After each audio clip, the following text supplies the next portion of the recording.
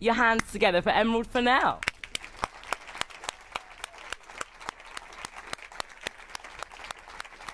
Hiya. Hi. I like the way you said it, because I always feel like that whenever I kind of never correct people, because there's no way of saying it's actually Fennell. There is. It's like hyacinth bouquet. Sponsored by pens. Yes. How nice, right? Where are the? I want to get. I'm sure we can sort some get a pens free out. pen. Yeah, sorting you out. Yeah. Did you know that Claire Balding was a fan? I did not know. Yes. I was at a dinner with her last night, which was so fun, and she is as much fun as you'd expect. And she was a massive fan of yours, and I mentioned that I was doing this today, and she was like, what are you going to ask her? Tell her I love her. And by the way, her name's not Fennell. And I was like, all right. Proper pro there. Can't believe it. I love Claire Balding. Yeah, she's amazing. I mean, that's very, very exciting. I'm going to hunt her down now. I also need to just sort of go like it's almost like a noise rather than actual words, which isn't very professional of me, but I finished watching A Promising Young Woman today. I was a little bit hungover because I drank wine with Claire Balding last night, and I had to take a little nap because it was so fantastic, but really quite the journey. So the noise is like, oh! And also what follows that is a thank you for making such a masterpiece. Thanks. Has anyone seen it? Yeah. Round of applause for that, right? Wow. Thank you. Wowza my trouser. I know you've talked about it a lot, so I don't, I want to talk about this in the right way, but one of the things that was coming to mind was this kind of undertone of feminist justice.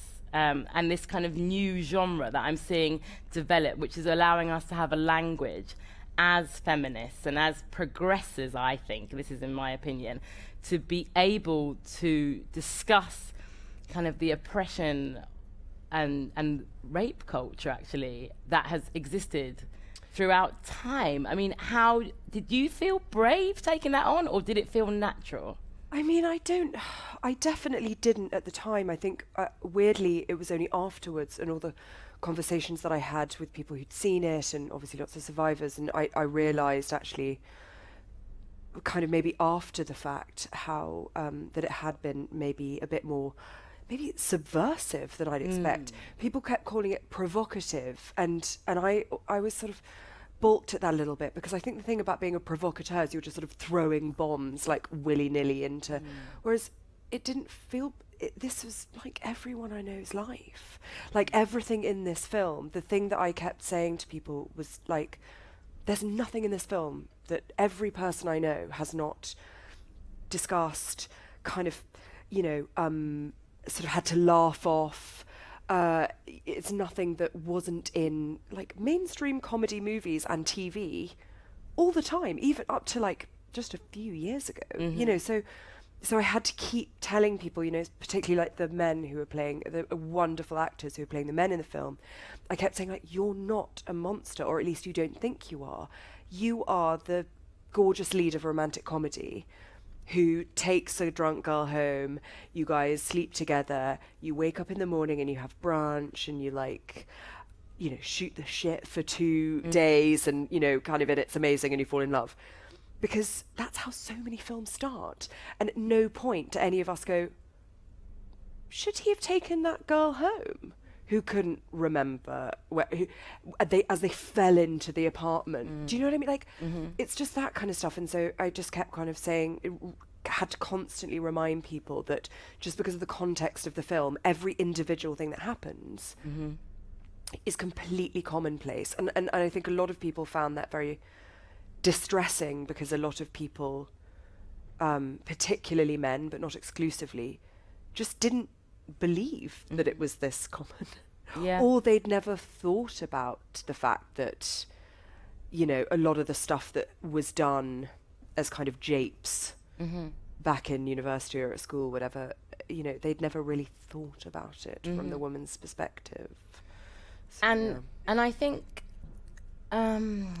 writing gives, this is where writing really comes into its own, because it does allow and invite a language around something that is so commonplace, but it's often we see and experience through the male gaze. And I think that to create true kind of equality and a fairer future, we have to know what life is like from both perspectives. Yeah. So I'm just so glad that you're just like doing it. Come on.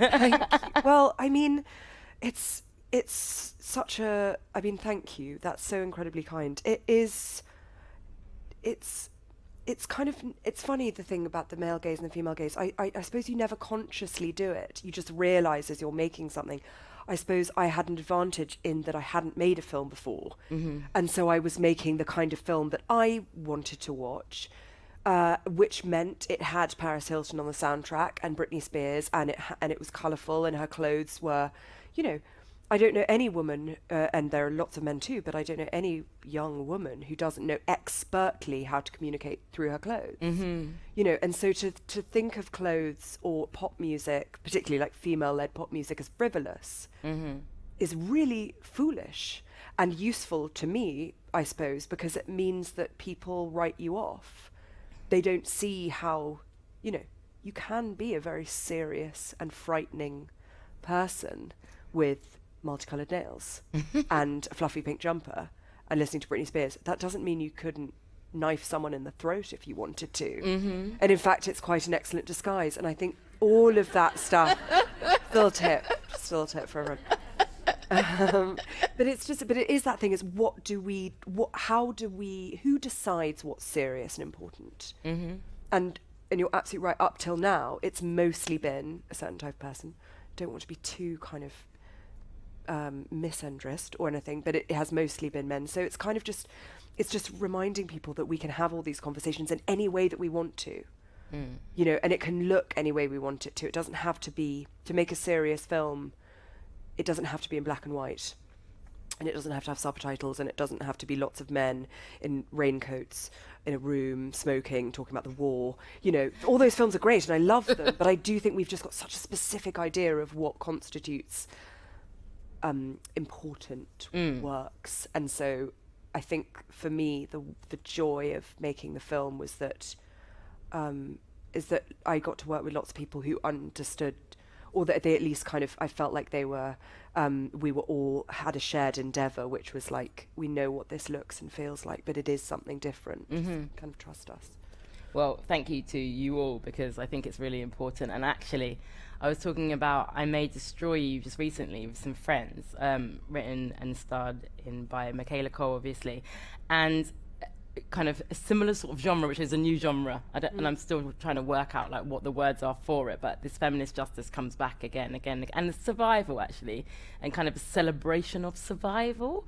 And I sort of found myself saying that this discussion actually does allow some sort of healing as well. It's not just like the opening up the box, you know, and like you say, just like letting it like burn, you know, as a really harsh subject matter. It's like the more we explore it through art, the more we can try and create something that's like perhaps a bit safer.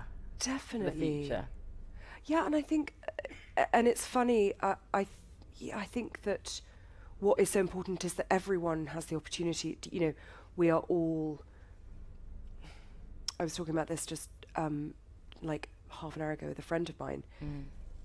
You're sort of expected, if you discuss anything like this, you're expected to kind of, excuse me, have a thesis, you know, or to be an expert. And I think what is actually really important is actually what you're saying is, I don't know. I find this troubling and frightening, and I want to talk about it. What do you think? What do you? And that's what I loved about. I mean, my I Made a Story is just like a masterpiece. But it's the same thing. It's like it's just.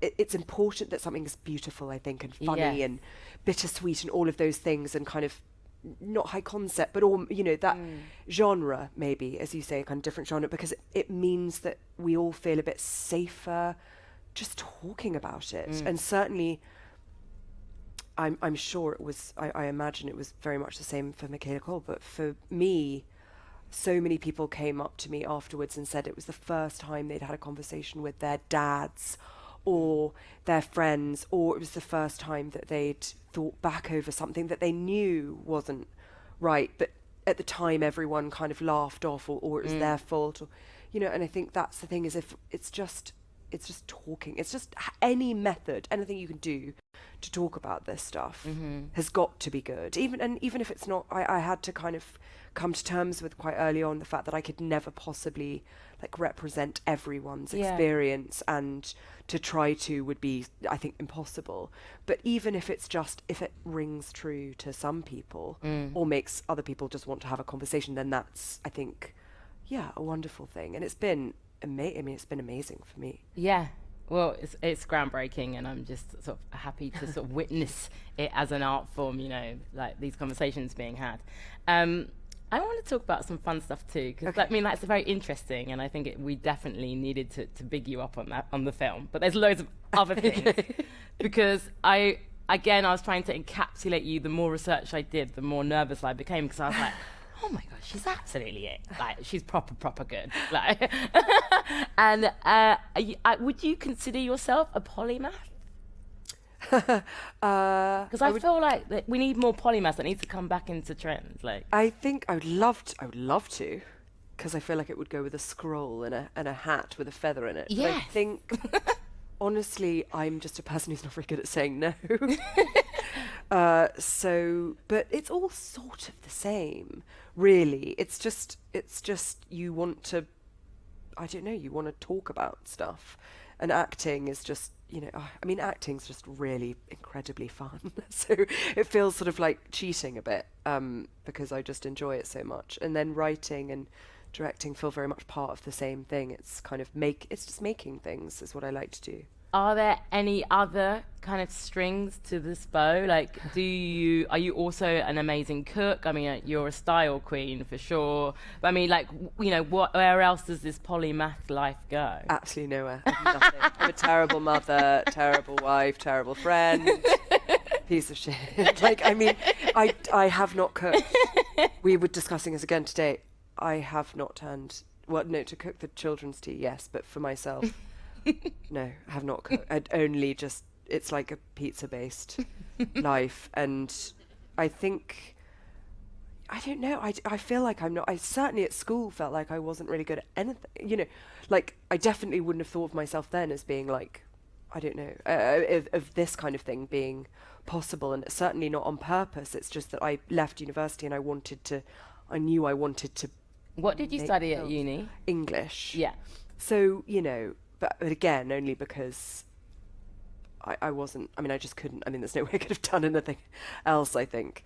Because last night I was talking to John Ilsley from Dire Straits, oh, wow. as you do, on stage, and he was talking about how he's found a love of painting. Oh, wow. And it was a lot to do with like having to sort of pivot from being a massive pop star for a bit, and that he finds like a true kind of serenity and creativity. So I'm always intrigued by like a true artist's brain. And I mean that in kind of different forms of art, in terms of like where else it does go. So perhaps there's something still to come. Maybe, although I think actually what I'd really like to do is come up with really horrific, exploitative reality TV show. Really? Yeah. So I think I often just, me and my sister spend our time and say, God, wouldn't this be, ooh, if they, you know, but they're so monstrous that actually I think even kind of, even the lowest channels would be like, this is cruel and demeaning. I don't think they would. Evil. Actually, maybe not. Maybe I should just go into... Have you seen The Naked Attraction? My favourite show. I wish I'd come up with Naked Attraction. What I love is the way that they discuss what they're seeing in such a kind of like sort of thoughtful way. They say, I do like, well, it's a very nice penis. Lovely, and it seems like it would have a very good personality, but it goes, and you're just like, we all know what you're looking for, love. Nice try. I just find it so unfair that Anna Richardson gets to wear clothes. I think if it was a truly kind of free-thinking, like quite cool, subversive punk show, then she should be butt naked. Yeah, she should be naked too. And she's always like wearing literally like a polo. Yeah, well, you would. Wouldn't you? I mean, my favourite moment that they've stopped doing, but it was the best bit, was when, after it all, and then the person who's doing the choosing then takes their clothes off, and they do an awkward hug, where obviously they're very, it's a pyramid chick, so they're very conscious not to get too close. And it's just wonderful. I mean, it's that. I wish I could come up with one thing as good as Naked Attraction, but never, ever. I actually know one of the guys that like came up with it, and he's quite embarrassed by it. He shouldn't be. He shouldn't be. I'll let him know. Okay, what about a channel? What about your own channel? Do you reckon you could like program like the arc of entertainment? Oh my God. I would love to do that. I suppose, so you just take all of your interests? Yeah. Okay, so it would be like, for me, I think it would be cookery, be Nigella Lawson in a bookshop, smoking a cigarette, and making macaroni cheese, and then feeding it to Leonardo DiCaprio, talking to him about his life. That would be the whole channel. Amazing. Imagination and play is some other things that came up when I was like just like looking at your Twitter. It was just like when you get dressed up for something, like the description of your outfits are epic. I did write one down, but I don't even know if I got it right. Went to the Emmys as your former protege at the Stardust Casino, who stole your boyfriend and pushed you down the stairs. How? And then you just look fabulous. And I wonder how much character and imagination is part of your everyday life. God. Well, firstly, that is the character I stole from the masterpiece Showgirls. Okay. So I can't take all the credit. But I think that those started because I was very self-conscious about that stuff. You know, I think you have this idea maybe that when you have to do like award season or something, is that you'll be really practiced at all that stuff. It's quite a lot. And I was pregnant, you know, and we had a very young child as well. And so I wasn't feeling like, you know, Kim Kardashian at the time. So I think those were sort of a way of maybe protecting myself from any, do you know, there was a certain part of me that I was like, I know that that I'm in my sitting room in a ball gown, and this is quite mad. So like, let's kind of call a spade a spade. But then it just turned out being really fun, and people liked it, and so. But I think I've retired it now because actually it's quite hard, and I found it really took over my life. But in terms of imagination, I definitely think I've always lived in a parallel universe. So here, and then whatever I'm, you know, when I was a child, I was sort of, you know, the things that all children are. You're kind of a, you know, queen of a fairy realm, or queen of a underground, mostly queens, mostly, absolutely, mostly, yeah, and it just kind of developed into adulthood, and I think it is really important for me to know that I can go and live in the other world. Patricia Highsmith said, because she wrote, you know, so many murder books, and she said she wrote it so she didn't do it. It's very honest. And I think there's a certain truth to that. I think often things will come for me from kind of wish fulfillment. So I wrote something years ago which was never made, understandably. But it was because a man, I don't know if this happens to anyone else, maybe it's just because I'm really bad at drawing, I'm not. But men in London always beckon me into a parking space. So when I'm parallel parking, which I can do perfectly well, is this something that happens to you? A guy in the street will stop and be like, and every time I think, I'm going to kill you. I'm going to get out of the car. St. Jude gave us hope. All you do is take care of your child, focus on her healing, give her a life. That for a mother means a lot. And And thank you to St. Jude. And I'm going to smash your face against the pavement. And I don't care if your wife and children are watching. They should know. And, you know, and so then that became, I've been thinking kind of, I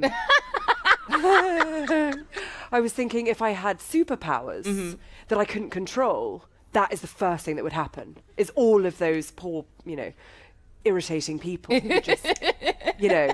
So I think that's where usually something starts. Promising Young Woman, absolutely. It started with the, what if I went to a nightclub and pretended to be drunk and waited for someone to pick me up? You know, that it's usually that. And so those things are very important to me. Sorry, it's just like the longest answer anyone's ever given. No, I think it's, again, it's making me think of somebody describing writing. I can't remember her name, but she's got an amazing Desert Island Disc that will come to me. But about sort of as a therapy, you know, like properly, like it being able to write it out really did kind of fix something else. Really? Yeah.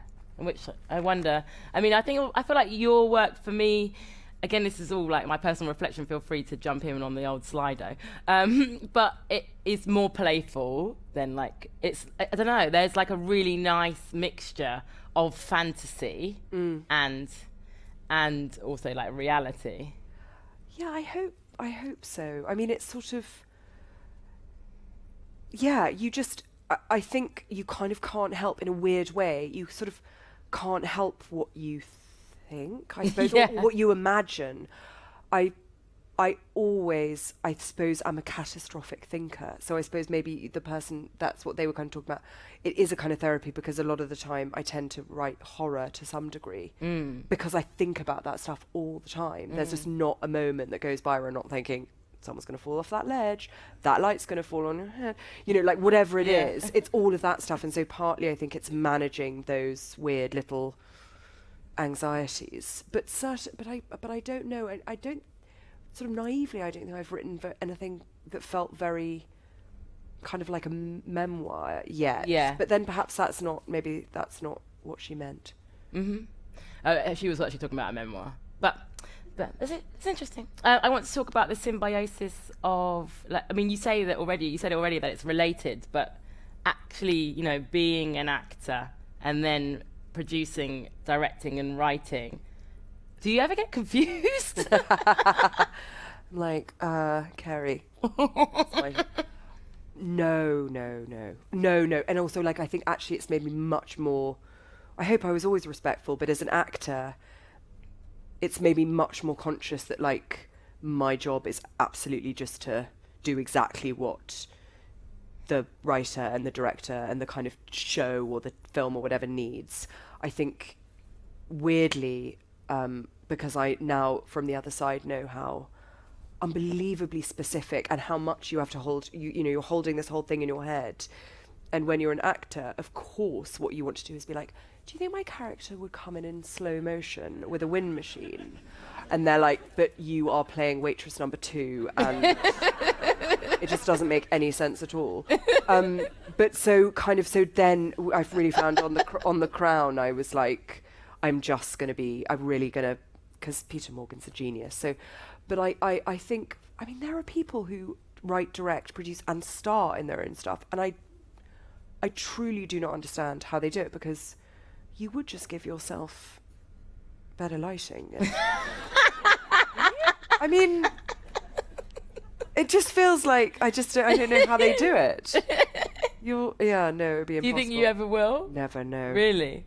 I mean, I might be in, you know, like do tiny bits Yeah. in things as a kind of, I mean, I played what is quite, so the character that I played in Promising Young Woman is a character that is called Blowjob Lips Tutorial.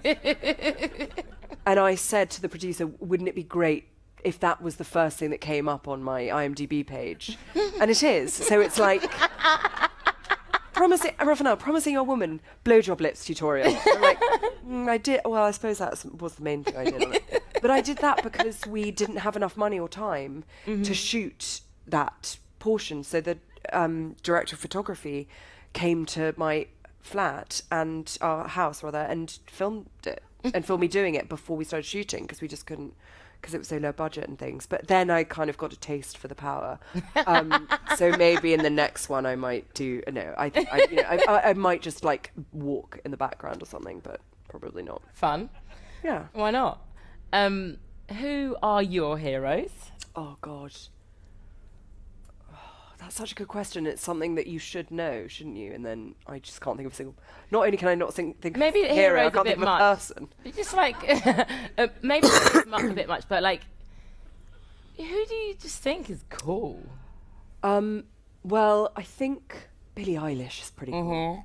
Like, just I think actually there's just a generation of girls seems like the wrong word because they're so extraordinary. But like Greta Thunberg, there are these kind of young women who are just changing the world in all sorts of ways, and I just feel so, I don't know, I just feel so amazed by them and how brilliant they are.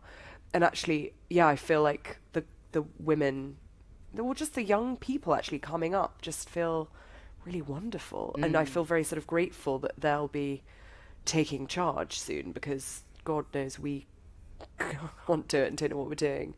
But I mean, I think Hilary Mantel is the person that I read the most and think about the most. Just, she's the person. If there's a kind of like, I don't know, people have, there's something about her work that every time I read it, I feel very relieved. And I think, yes, I understand. I completely understand what you're saying. Okay. And then the cast of Selling Sunset. Particularly Christine, because when she had her baby, the first photograph was her with just these kind of 3-inch black talons. And I just thought, that's the kind of mum I want to be. It was just wonderful. Amazing. Okay, I'm going to ask a basic question, but it's always fun. Who is at your dream dinner party? Oh. You've got 5. Are they alive or dead? Either.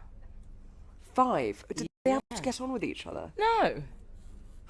That's so hard. 5? Yeah. I can't think, I 4? can't think of 5 people. 4 people. Okay, come on. Shakespeare, just want to see what, how. Yeah. Oh my God. I mean, Milton? Because Go with again, would like to ask him about his poetry. Oh my God, you've got to have someone fun. David Niven. Whitney Houston for karaoke afterwards. Oh, yes. And then Marlon Brando, age 25. Oh, yes. For pudding. Oh, I want to come. I'm gate crashing. This sounds good. Shakespeare will be baffled by everything that's happening. But Milton was blind, so he won't care. He won't even know where he is. Fun dinner party. Okay, so you're in your ends at the moment, right? Did you grow up around here? So, yes. So, not far, about 20 minutes away. Okay. Yeah, it's just the best. Is it nice to What, be around like, here? yeah, to be like back here and Yeah, it's amazing. yeah. I think Hay is like properly one of those magical places, and I've been coming here since I was 3 or something. So I think I was very lucky. Also because you could get books here. Well, certainly when I was little, I'm sure it's the same. You get books for 20p. So if you were like me and I was obsessed with reading, and I read constantly, it was just a treasure trove. You could come here, you could get like 5 Sweet Valley Highs for the price of, I don't know, kind of we're a the third same of one. age, yeah. And just so it kind of, and being able to go into those places, and Mum would just kind of let us roam a bit free. So it makes you think it's possible. Like these people write books, therefore it is possible to write them. Yeah, loved it. And there were all sorts of things when you're a child around here. It was like, in the castle there's nobody lives there, it's actually run by a family of ghosts, and it's just like lots of sort of magic stuff around here. Yeah, and I think celebrating literature and coming together and doing what we're doing, just kind of getting into the mind of a writer and why people create books.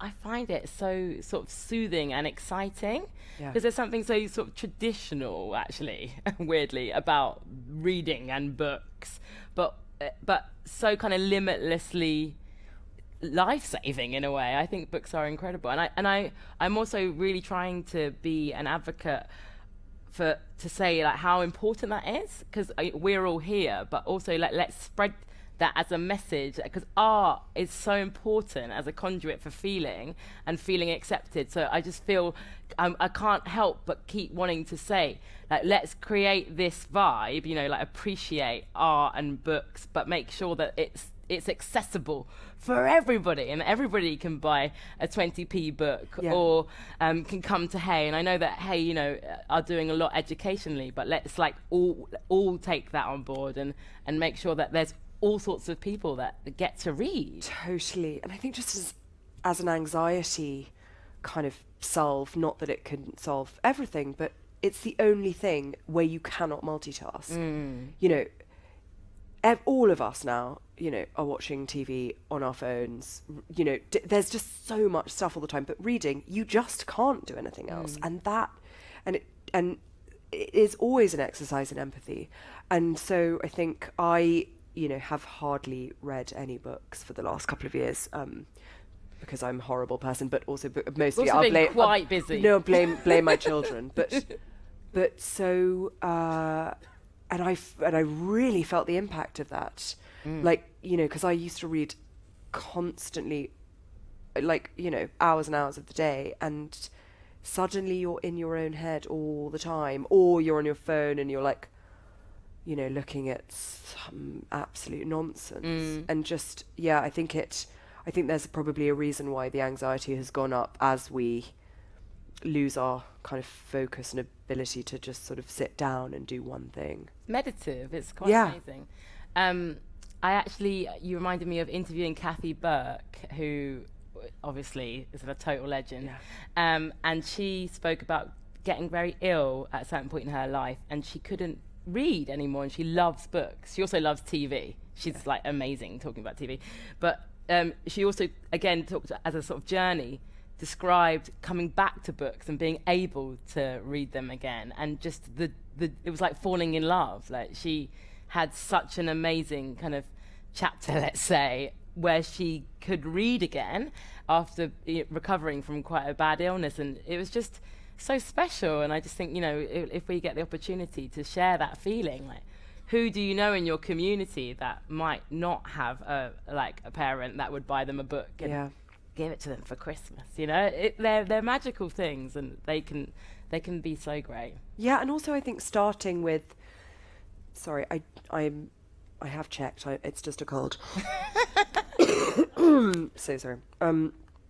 I think also you get parents, there are a lot of parents who sort of, they discourage their children from reading the books they want to read.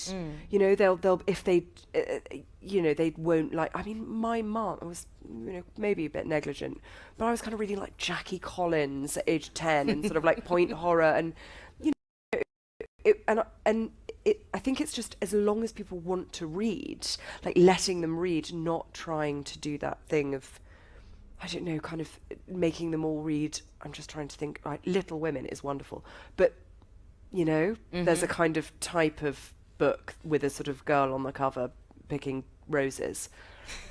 You know, let people read silly things, because then they'll graduate to the other stuff. Yeah, and also picture books. I was interviewing Lauren Child yesterday morning, and just like learning about her process, how she creates the characters and draws. I was just like, wow!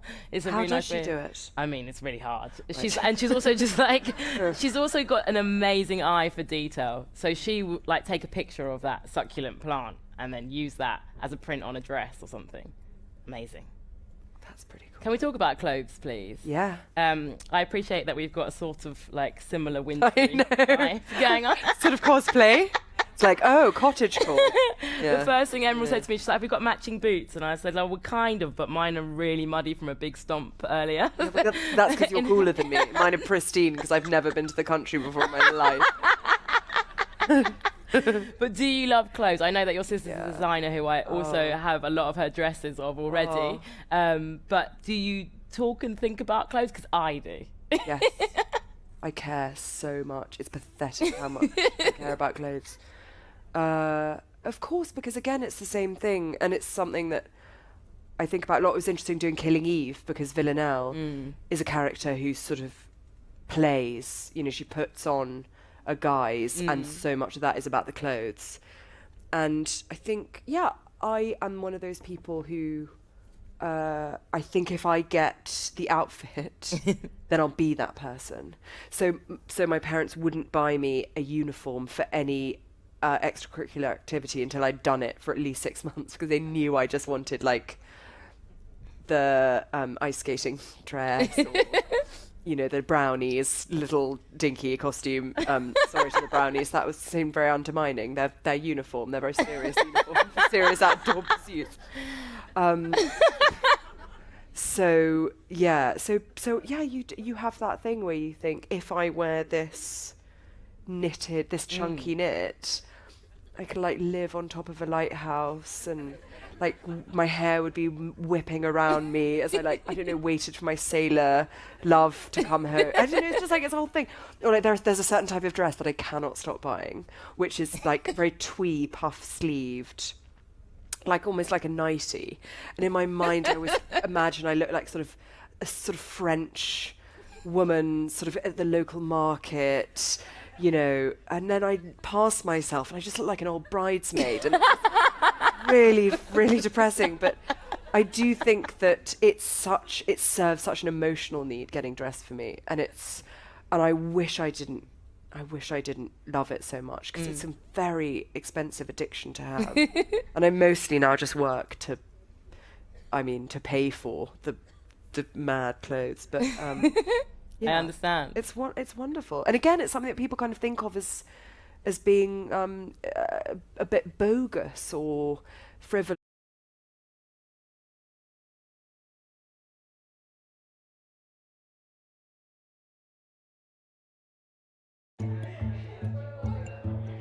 Every vacation at a Verbo home needs someone like you, who knows that in the kitchen we become more of a family. That a pink flamingo is where you plan the future. And the barbecue tastes even better with a good story. Your Together awaits on the Verbo app.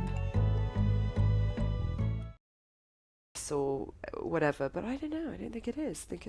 I think it can be also quite political in a way. I think you can, you know, as a woman, you can, like you say, it's got an emotional element, but you're expressing yourself. Yeah, absolutely. Expressing what you might think or what you want from the world. Totally. And certainly I think like a lot of subversive women, and oh my God, I'm not going to be able to think of any examples, but the suffragettes certainly, you know, wore colours to kind of indicate who they were to one another. Yeah, absolutely. And it does say a lot. And it's also who you're dressing for. Like, you know, there was that, was it a blog? It was called Man Repeller. Oh yeah. And it was, you know, like 10 years ago, and it was a woman who dressed, and all of her clothes her boyfriend or husband just hated, because they were so fashion forward that they were kind of sort of clunky, mad things. And I think I'm always I wish I could just do that, like wear a totally mad costume. Totally can. I mean, I'm wearing blankets. No, but I was thinking more, I don't know what I was thinking, or something else. I also went on a huge kind of ethical fashion dive this year. I felt like I sort of had to. Just like, again, it was just that's something that I needed to do, because I love clothes so much and I wanted to continue loving them in a way that felt kind of positive. And then that's how I've ended up wearing old blankets, but it still feels really fun. It's really great. No, I do think it's something, I mean, it's something that I was wondering where all of the clothes sound so naive. I'm sure it's very easy to find the answer, but just looking at all the sales, all the Black Friday sales, you know, and just clothes for like £2, you know, like dresses, jackets, coats for £2. I was just thinking, but there are so many people in this country, and so many children in particular, who really, really need clothes. Where are these clothes going? Like, how do we, I mean, it's off topic, but it just does seem like the surplus is just going into landfills, and there must be much better ways of dealing. I mean, sewing them into new clothes. Yeah. Yeah. Okay, I'm going to read some questions. Because I feel like they've I'm been always so coming nervous in. about... Don't be nervous. No, you never know what This people is are gonna nice. ask. Also, congratulations on the award. You got a Hay Award as well, didn't you? I did! The drama. medal for drama! Will you give another round of applause? It's like, yeah. Hip hip hooray. Yes, I should... Congrats. I should be wearing it because you can actually wear it. Really? And I wore it for like ages after they gave it to me, and then I sort of thought, actually, maybe that's a bit mad. When did you get it? I think June or July. Okay. Yeah. Amazing. Yeah, definitely wear the medal. Yeah, that's what I Good look. thought. Yeah. If you won an Olympic medal, you just wear it. Totally. Yeah. Sean says, is it true you were a child arsonist? I mean, that would come up in the Herefordshire area. When I lived here as a child, our house burnt down. And I may have inserted myself into the narrative to the firemen for attention.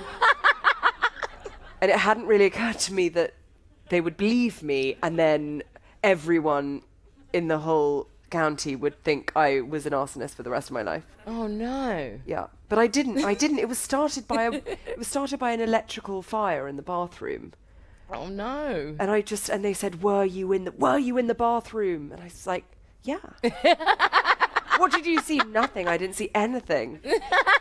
I was like 7, and then they got the bad. I got good cop, bad cop by the firemen, and that I remember as being quite disturbing as a child, because suddenly there was a moment where I realised that my silly play acting could collide with the real world in a way that was quite dangerous. So it was probably quite a good lesson to learn. But yeah, look, I have not burnt any houses down. Thank you, Sean. We've cleared that one up. Thank you. Frankie, who would win in a fight? Jodie Comer or Carrie Mulligan?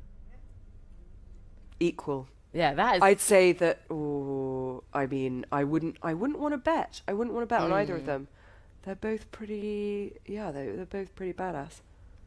Totally. That's actually the word that I used earlier when I was watching the film. I was like, this is just so badass. I don't use that very often either. Yeah, it's a kind of difficult word, isn't it? Because it's kind of become. It's sort of borderline pejorative in a funny. I don't know if you feel that way. They're a kind of couple that. I mean, I just used it myself, but it's like whip smart. It's one of my favourites, because obviously I read a lot of, see a lot of scripts, read a lot of scripts. Yeah. It's like, you never have like Oliver, 23, whip smart, walks into the office, and you're just like, whip smart just means hot and wearing glasses. I don't know. And so it's sort of, there are just certain things. I'm very conscious myself that I have to kind of like, yes, because badass is, it now feels like it's been co-opted. Yeah, and also just commodified, really. A little bit, yeah. It's kind of on a lot of pencil cases. Yeah, exactly. Which was fine, actually. I like pencil cases. Anonymous. This is where it gets scarier, because if someone doesn't want to Is put it their the name- organisation? They want. What were the significant challenges you came up against on your journey? Wow. And how did they help or hinder you getting your career goals? Ooh. Big, deep one. Yeah, I think, I don't know, that actually I feel kind of the opposite. I feel very, very conscious that I have been and was incredibly lucky, because I had parents who lived in London that I could live with when I was starting my career, that I could kind of afford to be an artist, and that I had, not a huge amount, but sort of certainly fringe kind of access to people who might, give me work experience doing stuff. So I kind of feel weirdly the sort of almost the opposite to that question. I feel very conscious of how unfair it still is, the industry particularly that I'm in, and that actually much, much more needs to be done to make it accessible. Because if you don't, internships, runner positions, all of these jobs, to the entry-level positions in the industry, do not pay a living wage, and they're 14 hours a day. You know, it's not tenable, and so there are a lot of questions, rightly, about what can get better, what can change. But it never starts there. That's where, you know, it needs to start right at the beginning, which is like people need to be properly paid. Yeah. Doing those jobs, otherwise you just it becomes impossible. So I feel like I've been very lucky that I've been able to do this. And in terms of the kind of challenges, it's funny, it's like, you know, they're sort of probably quite personal. Yeah, you know, I think yeah. there's that thing as well, is it's like all of the stuff that's difficult is useful, Yeah. if you're happy to look at it a bit, I suppose. I think you're probably quite inspirational in how you do kind of protect some of your personal life as well. Like, you're not on Instagram, are you, like, publicly? And I don't know, there does seem to be this quite, like, just, there does seem to be a protective, you know, like you say, it's like, that's some of things are personal. Yeah. You know, and it's even being able to actually say that is quite powerful. Oh, thank you. Well, I just think it's Because I think, like, again, as women in the public eye, you're often sort of expected to just completely spill every bean. yeah. Well, I'm sure that's something that, like, you've had to contend with a lot, especially since you were so young when you, like, exploded into the public eye. So I think and I'm older now. I think if I'd been 18 when all of this had happened, I'd feel very differently, but, like, I'm a crone. So my life is, you know, what I'm protecting really is just... Oh, yeah, absolutely not. But I don't know, it's just... It's important. You don't want it, you really don't want... You just want to live your life in as much as you can in a normal way. I agree. I think it's good. Glenn, would you ever write something set in Hay on Wye? Glenn, That's cool. That's a yes. good question. If I did, it would be a romantic comedy about a bookshop owner and the bookshop owner opposite. And I don't know what it would be, but it would be I feel like there's so people in this room that have experienced lovely. Oh, everything about it. Yeah, of course, I'd love to.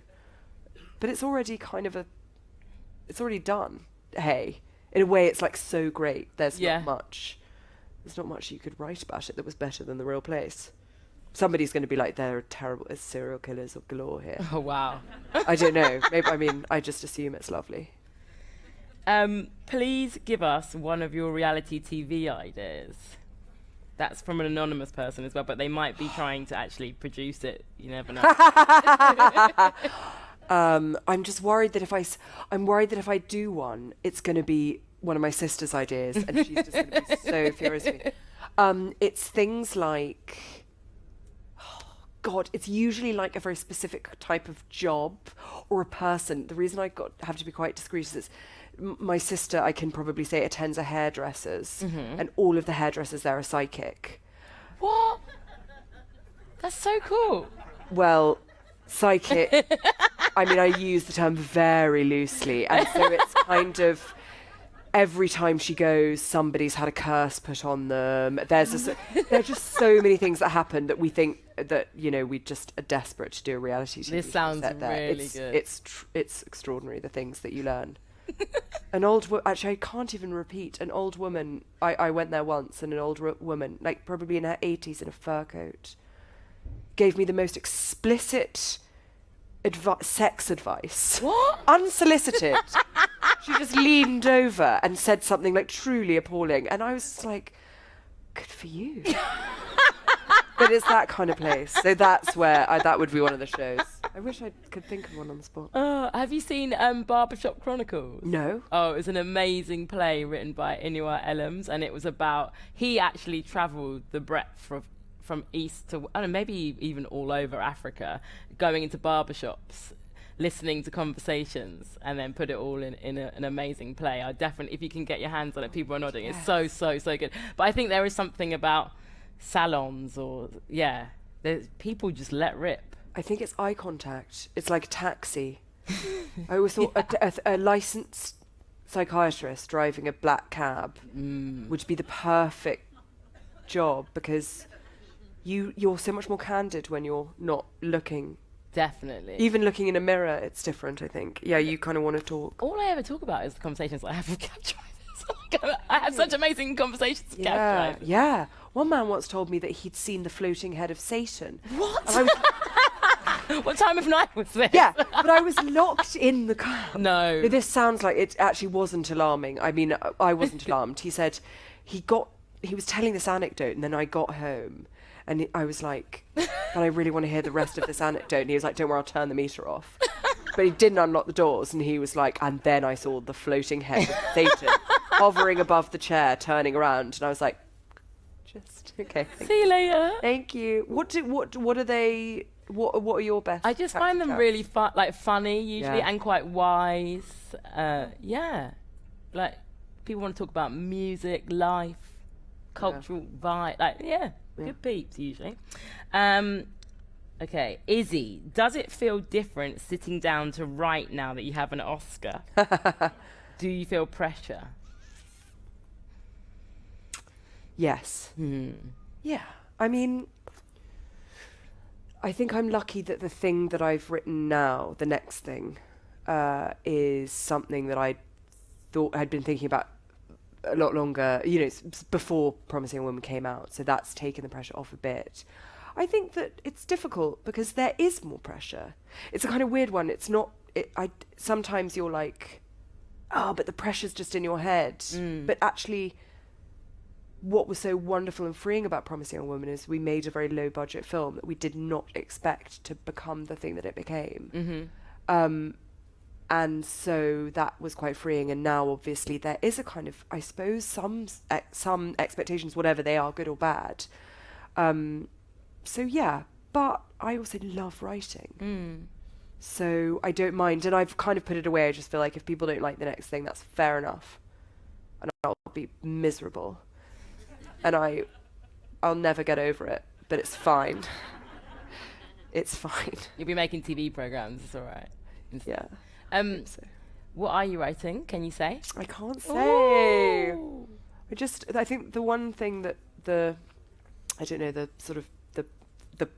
last couple of years has meant is that I decided I wouldn't pitch ideas to people, and then they would know everything about them before they read the script. Because I think, when you go to a film, the best way to go to a film is just to go and watch it and not really know much about it. So I kind of feel like the writing and the development process should be that. You should give. So with this script now, I just gave it to the people who are going to make it, but they knew nothing about it. And it was just a much better approximation of the actual, I don't know. Also, I just don't like being bothered, and I'm a real despot, so I just want to do it by myself. So yes. I think that's probably quite good advice, actually. Fully forming something. But it's spoilt advice. Okay. Because I can afford to. Because normally, up till now, I would always do it the normal way, because I couldn't afford to write things on spec. But that's what has changed for me, is I can afford to do it now, and I do. And also, I do think if people want to write anything, particularly scripts, the best thing they can do, I mean, it just sounds like duh, but it is true, just write it. Because it's so much better to just give people that thing. Give them the experience, not just the idea. Yeah, and I think it's so easy to romanticize writing. I remember when I actually wrote a book and I couldn't believe it, but when I was writing, as I was approaching it, I had this like really halcyon idea that life would become like a writer's life, and like, I don't know, and it became kind of quite weird, because actually the actual act of writing was kind of quite boring. Yeah, totally. Rather than like this kind of deep thinking, like chin stroking. Yeah, sort of by having a window. A glass of rosé always. You can't do that. I think Sex and the City made us think that there was a lot of like typing in your underwear. Yeah. Which actually there is, but it's just much more depressing than they made it look. Totally. There's this thing, and particularly like if you look on Twitter and things, there are whole kind of like worlds and communities that are that kind of, I think, make you feel a bit, I mean, most of them are wonderful, I should say, but they do make you feel guilty, or like you're not doing it right, you know, and it's not like magical. I mean, I completely agree with you. It's tedious a lot of the time. Yeah, and actually, I sometimes, depending on the subject matter, can be like quite sad, like hard, like emotional. Yeah. I mean, again, that's probably, if you are good at writing comedy, it's like probably quite. You're sort of giving yourself a bit of a gift by being able to at least make yourself laugh, right? Do you laugh? Do you make yourself laugh when you write? It's a somber affair. It's a joyless. No, I mean, I don't know. Am I chuckling? I don't think so. Although I have to say, I've been doing, the last thing I did was a musical, West End musical called Cinderella. Called Cinderella, so it's sort of something that people. It's Cinderella. It's Cinderella. We all know it. It's Cinderella. And that was so fun because I had to punch up jokes with everyone there. Yeah. And it was like that they kept teasing me because they'd be like, "Oh, this joke isn't really working. You know, we need something. We need another kind of like double entendre here." I was like, "Okay." And they would see me kind of pacing the back of the theatre, like, you know, sort of like, I don't know, Amadeus Mozart. And I come back and I'd be like, "Guys, it's hot buns is gonna work better." Like, so just some like incredibly tawdry joke. Yeah. So that was really fun. I enjoyed that because I could kind of immediately do it. But no, when I'm on my own, it's bleak. I did a fiction writing course recently, mostly for fun, and it was amazing to learn, just to like start afresh, really, like go back to school, because I was quite naughty at school, so it was quite good to be maybe a bit like more of a good student. Yeah. And the tutor told us that Charles Dickens used to, apparently, like when he was coming up with characters, like speak them out, like, so he would be constantly just like morphing into different characters. And like there's reports of his neighbours like thinking that he was just like insane, because he would be in a room just like, you know, acting out all of his characters' voices and writing them down and like inhabiting them. That's amazing. Yeah. You can tell. Yeah. As well. That's wonderful. So what was it like? What did you find, like at school? Did you find the dynamic kind of? You immediately felt like a student, and were you like making friends and what, just kind doing of like the course? like undermining the teacher? I don't know. Like I can imagine. It was quite funny because I Feeling realised I just really am cheeky. Like I ask a lot of questions. Yeah. I also like being a bit of a joker in that dynamic. I don't necessarily do that in my adult life so much. I don't know, my boyfriend's in the room, he'd be like, yeah, she does. But in a classroom, I sort of did a bit of like inner child, like sorting out, because I was like, God, I love to be cheeky. Like I actually love it. Yeah. And they were like, you've elected to be here. You paid for this course. I know. But I also get like a kind of giddy high from learning.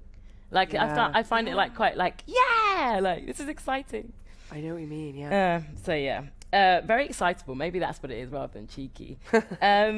Anonymous says, what was it like working with Andrew Lloyd Webber on Cinderella? It's amazing. I mean, because I feel like we're still doing it actually, because it's sort of a constantly evolving thing, doing like live performances. But it's really been amazing, because I didn't know, really, apart from being a fan of musicals, I really didn't know how it worked. And just it's so weird, especially during COVID, we weren't in the same room, we were all on Zoom.